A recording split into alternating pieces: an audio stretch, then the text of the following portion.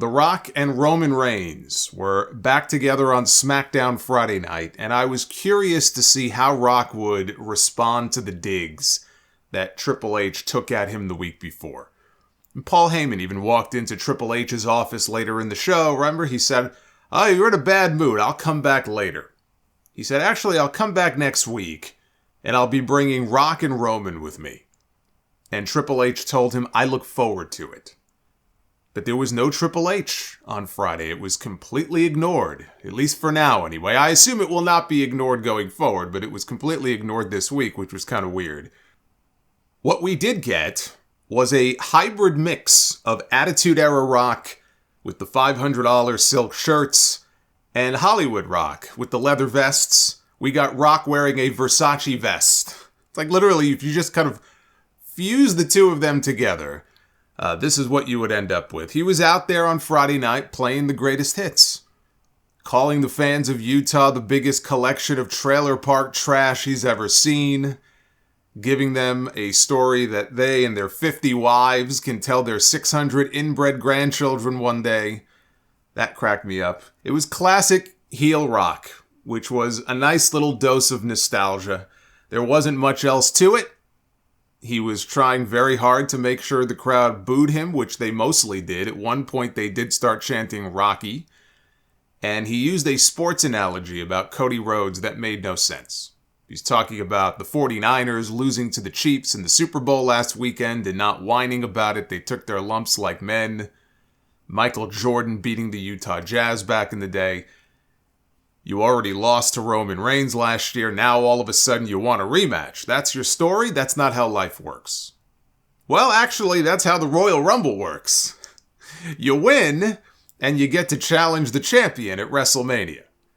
I know Rock's been gone for a while, but he won one of those matches at one time. You'd think he would know that. Chalk it up to a heel saying heel things, I guess. But I laughed when he talked about that not making any sense and how stupid that logic is, when you can say the exact same thing about Cody stepping aside in the first place to let Rock take the match with Roman Reigns. None of it makes sense. It's par for the course with this storyline so far. But here we are. You know, heel Rock, I will say, heel Rock is far more entertaining than the pandering Rock that we got with Jinder Mahal last month. I'll take this Rock over that Rock. So this is a plus. Now all we need is Stone Cold to come back. Give Rock a stunner at WrestleMania. You know what's eerie? We were having a discussion in the live chat on Friday night about theme music.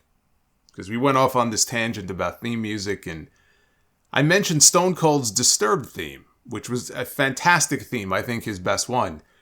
The very next morning, what do I see on my Instagram timeline?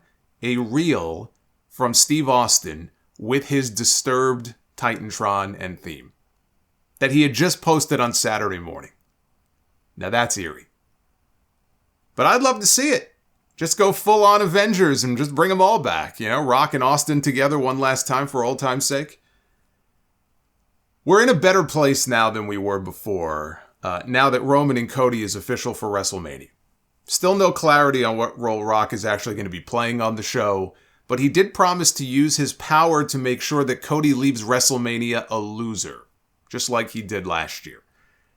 Will he make himself the guest referee for their match? Will they do a tag team match on night one with Rock and Roman against Cody and Seth? That seems plausible, very plausible, given that Cody and Seth are going to be guests on the Grayson Waller Effect at Elimination Chamber next weekend. Cody and Seth together means they got something cooking here. But when the segment was over, I said this on Friday, I was left with the feeling that Rock is absolutely going to, in some form or fashion, help Cody Rhodes win that championship at WrestleMania. It may be Tyson and Austin all over again. And then you guys pointed out a couple of things to me that I did not pick up on the first time. So I went back and I watched the segment 2 more times. The first thing was Rock pointing in the direction of Roman Reigns and the camera switching to a different angle to show Rock pointing over in his direction. Roman, meanwhile, his head is turned towards the crowd, so he didn't see it. At the same time, Rock said that he would do everything in his power to make sure that he left WrestleMania a loser. Now, the reason I didn't think anything of it was because he very clearly was addressing Cody Rhodes when he said that.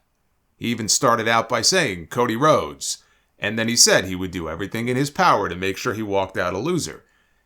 Could it have been a little Easter egg? It's possible. It could also be that people are looking way too much into this. It happens all the time.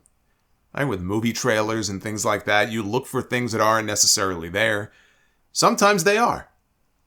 That camera switch is what stood out because it was the only part of that last little bit of the promo where the camera changed angles.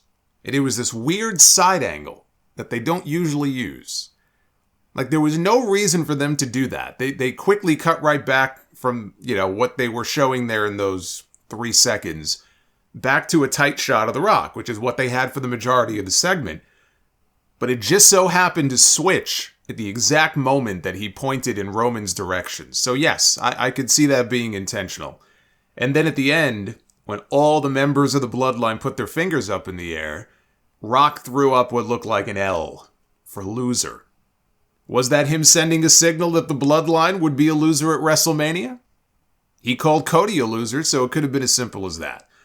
But people are reading into all these different cues. Maybe they're giving them too much credit. I told you that I thought Rock was helping Cody, and that's before I went back to see any of this. I didn't need any Easter eggs to tell me that Rock is probably fucking over Roman Reigns at WrestleMania. Rock also said, Cody, your story is just ending. Our story, as in him and Roman, is just beginning.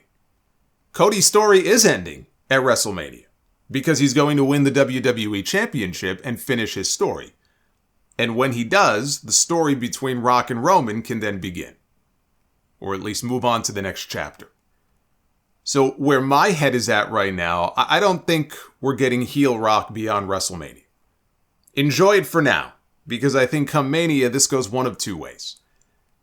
Either this whole thing ends with Rock and Cody in cahoots, right from the start. They could even tie it back to that hug in the ring a few weeks ago when Cody stepped aside. We still don't know what that was about. We don't know what Rock whispered in his ear.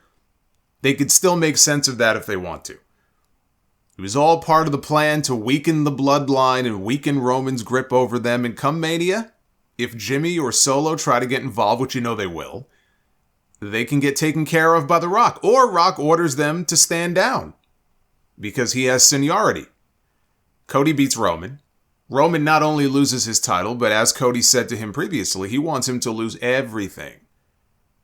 Roman loses the Bloodline too, not just his title. And so begins the build to Rock and Roman at WrestleMania 41. The other way they could play it is that there is no grand conspiracy. They do a tag team match on night 1, and Rock wins it for the Bloodline. Roman loses the next night, though. Rock represented the Bloodline. Roman disgraced it. And then he gets excommunicated from the group, and they can start the Roman Reigns babyface turn. And remember, I had even thrown in the idea that maybe Jacob Fatu pops up in all this. Maybe on television later that week when they actually put a beatdown on Roman or something, and Fatu debuts in WWE as, almost like his replacement. Not that he would replace him as like the top star in the company, but just if you want to keep the Bloodline faction going and Roman, let's say, takes some time off, Fatu's a free agent, right? I'm just saying he would be, if you slide him in there, it would be perfect. So that was another kind of aspect to the story that I had floated. Because when this is all said and done, even if it's not until next year's WrestleMania, the end goal of all of this should be ultimately to turn Roman Reigns into a massive babyface. But I watched that segment on Friday and I saw Rock standing there in the vest and putting his finger up in the air. It may as well have been a fist. It took me back to those days when he would pump his fist up in the air back in the Nation days. But here's the thing, it hit me in that moment. Rock is no follower. He's too big to follow anyone or be anyone's equal or be in anyone's shadow. Roman's out there saying tonight is historic because The Rock officially joins the Bloodline, like Rock is falling in line. Like he's Jimmy or Jay. He was completely full of himself. That is going to prove to be his downfall. The other thing with Rock, in these 2 appearances where he and Roman have been side by side in Vegas and now in Salt Lake City, and it's been really noticeable to me, is just how much of a background player Roman feels when he is out there with The Rock. It's the little brother thing. Roman calls Seth his little brother. Roman is little brother when he's out there with Rock. And he is. I mean, Rock is a much bigger star than he is, but they gotta walk a fine line there. Unless ultimately it feeds into the story and it's all part of the story, maybe over these next few weeks, Roman feels it too. He feels like he's being overshadowed, and Rock takes on more of a leadership role maybe in the bloodline, and that doesn't sit well with Roman. Maybe things start to get a little dicey between them. I mean, Rock wants everybody to acknowledge him as, Roman rather, wants everybody to acknowledge him as the tribal chief. Not only has Rock not acknowledged him, he didn't even call him that on Friday. He called him my cousin.